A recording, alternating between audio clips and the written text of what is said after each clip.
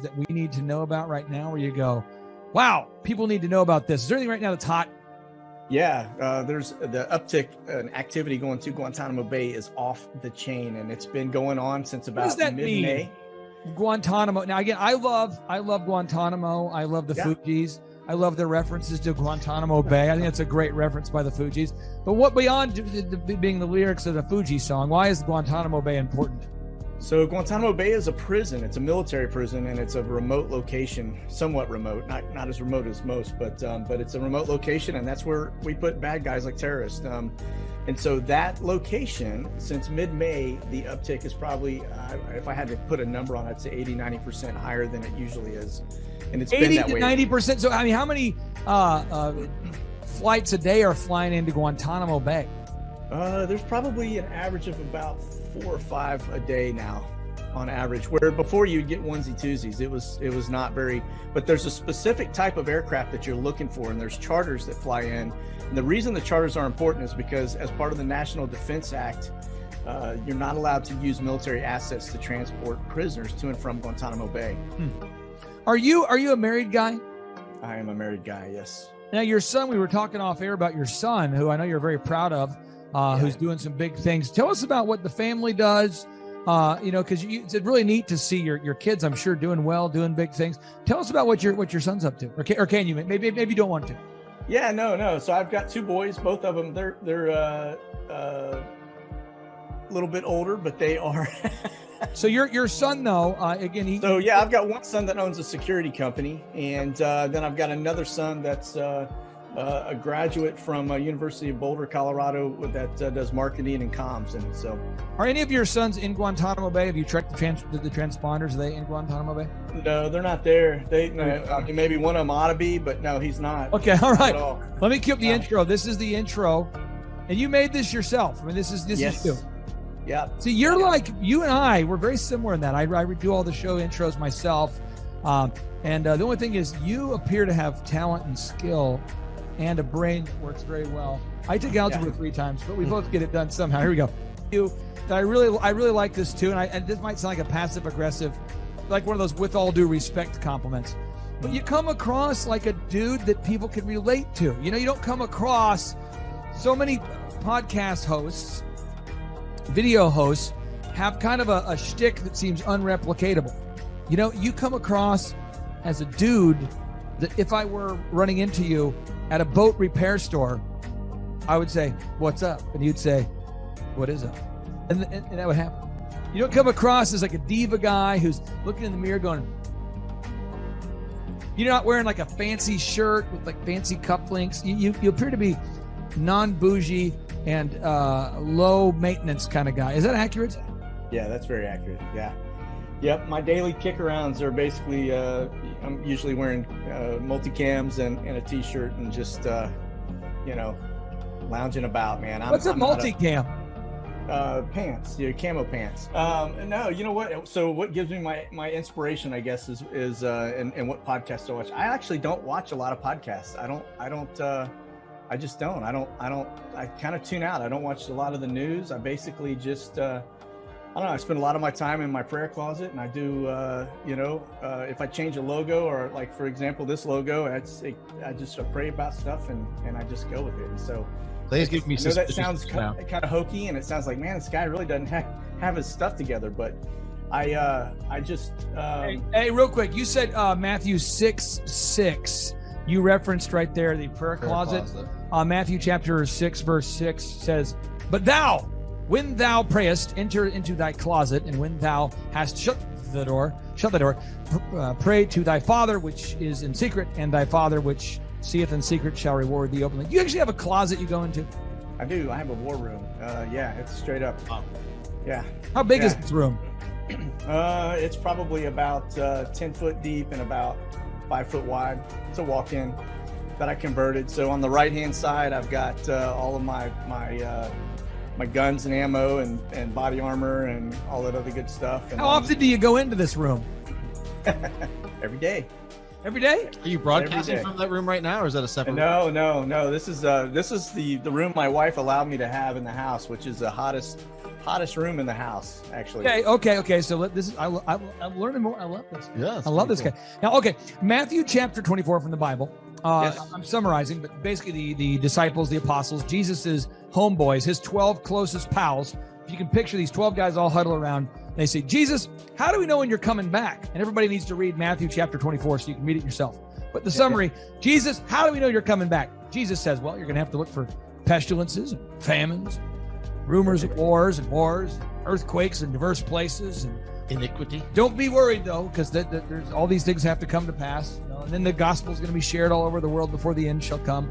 False prophets. There's a lot he talks about there. Very prophetic book. How would you describe the year 2021 as it relates to Matthew chapter 24? I'd say you're right in the midst of it all. If I had to be honest.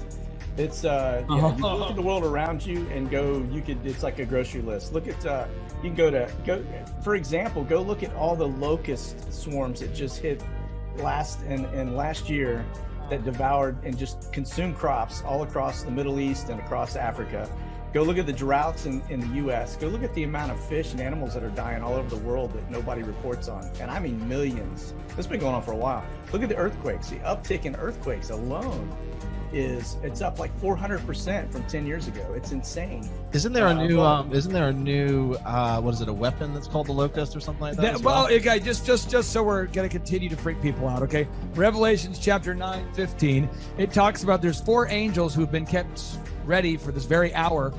And so I'm just telling you, if you read this Revelation chapter 9, it talks about the locust and how these locusts are, and you just read it, folks. And then the locust is the name of the new terrifying military technology where it deploys drones over a given area that are controlled by remote control, and they can, this is how they sound in my mind. But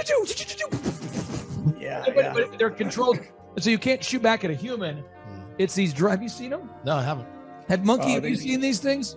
Well, I think you're referring to the killbots, if I'm not mistaken, and they are programmable, and they can basically disseminate between male, female, age differences in males. Yeah, it's James. I'm showing it to you right here. I get a commercial. That's a deep state commercial here. I just want people to see. James, I want to see. This is the locust. Yeah. Okay. It's like it shoots like a missile. Here we go. It shoots the missile, and then inside the missiles, all these drones. These drones that they fly to their given area, and then look how they're deployed. Look at this. They come out here, and then look at they can just sit there. These locusts, and they just swarm a target area. Look at this. That's insane. And then you can't really shoot back because, they're so small. And if you did shoot back and you didn't take them out, they don't care because they're not a human anyway. It's called locust. Swarm locust drones. Swarm technology is what it just said on there. Monkey, what else do we need to know about Matthew chapter 24 and weird stuff happening all around the world that's factual? Well, that's those are the main things. I mean, but then also take a look at the pestilence and the plagues that are coming. Stuff, and then also it goes beyond that. But go look at the third temple that's about to be stood up in Israel. That's part what are you saying, Daniel? What's that? What are you saying about the third temple?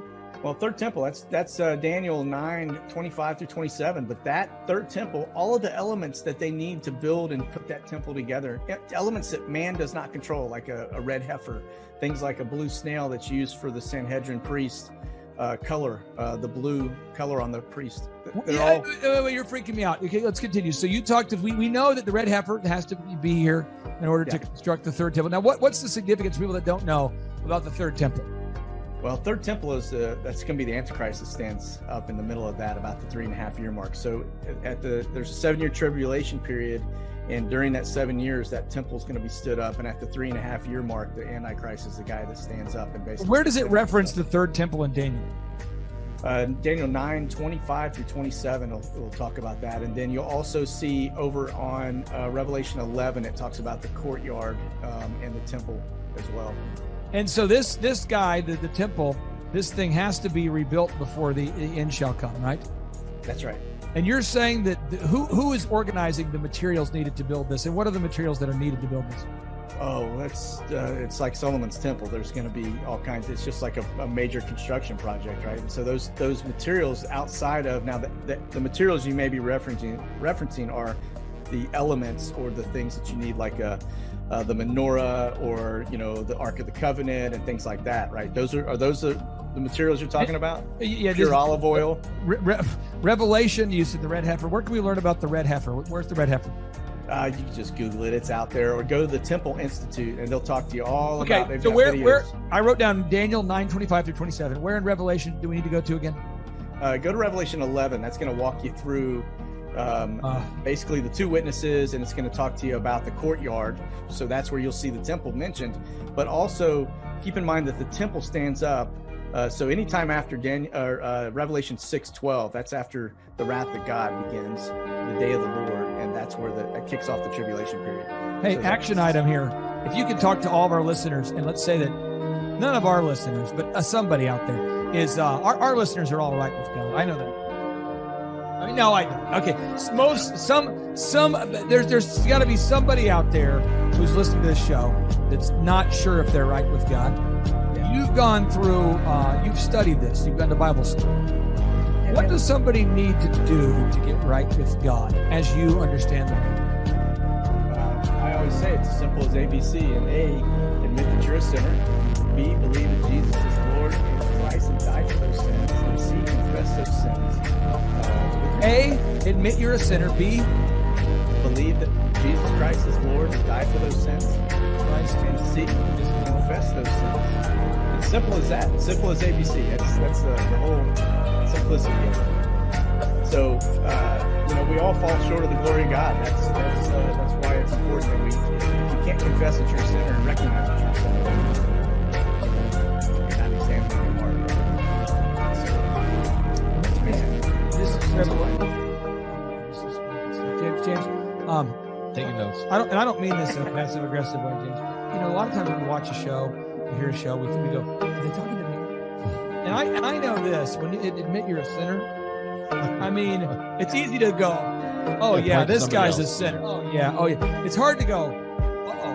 And I'm just saying, all of us, myself included, we all need to be right with God, because I really do feel, based upon Revelation 11, and I'm so glad you mentioned it, and I really do feel, based upon, again, Revelation 11, so really based upon Revelation chapter 9 about the locust, Revelation 13 verses 16 through 18, and again, where in Daniel do we need to go? Where in Daniel do we go? 9:25 through 27. Daniel 9:25 through 27. I really do believe, based upon this information that you're sharing, as well as information that I have been, I feel like we are now living in that time where it's undeniable that it's go time. And I just think somebody is trying to wish it weren't the case. But should we as Christians be encouraged by knowing that God is fulfilling his prophecies? Is this encouraging to you, or are you freaked out? No, I'm not freaked out. People have to remember, God's a sovereign God. He has a plan. He's got a plan for salvation. That's Jesus Christ. And so if you're right with God, you've got nothing to worry about. I mean, it's just simple as that. We've all been waiting for this day. If you think about it, we've been chosen and picked for this very time. And so we have a role to play. And so as Christians, we need to be helping others. We need to be sharing that word. We need to make sure that people understand that there is a path to salvation. Because if you don't have Jesus in your life, you don't believe in God, you don't have a lot of hope. I mean, where is there to go after this, right? Do you honestly, and I'm not implying you're being dishonest, I'm just asking. Yeah. You're not freaked out, you're excited by what's going on? Yeah, I'm excited. Absolutely. You and my wife, see? This guy. Well, Clay is really concerned, and I don't want to speak for him, but I will for a little bit. He's very concerned between like now and salvation. Like, what happens? What's the pain? What's all this stuff? And he's not looking forward. Yeah, no, you got to just remember. I mean, if you're saved, you believe you're saved, right? You believe in Jesus Christ as your Lord and Savior, then you're good. Brother, you're good. And listen, if you read Matthew chapter 20, it talks about Matthew chapter 24. It talks about how many shall be afflicted, will be persecuted for his righteousness' sake. People will be killed. I'm just going to go back and read Matthew chapter 24. And I'm going to do the ABCs. I got my ABCs. I wrote